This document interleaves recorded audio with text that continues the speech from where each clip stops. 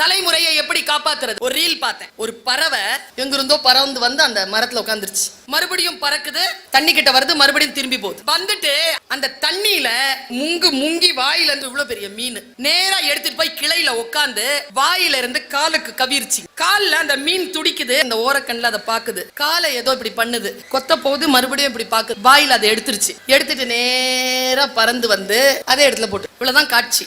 Camera வச்சிருந்தால் அப்படியே கொண்டு போய் தண்ணிக்குள்ள இறக்குறான். அந்த மீன் உள்ள போச்சா, அப்படியே நீந்து வந்த மீன் ஒரு 10 செகண்ட் இருக்கும். அதனுடைய பின்பகுதியிலிருந்து வெறும் முட்டைகளா வெளியில வருது. பறவை நம்ம கிட்ட என்ன தெரியுமா சொல்லுச்சு? நான் மீன்களைத்தான் பசிக்கு சாப்பிடுவேனே தவிர ஒருபோதும் தலைமுறையை தின்பதில்லை என்று நமக்கு அந்த பறவை சொல்லி தருது. தலைமுறையை தின்ன முடியாதுங்க.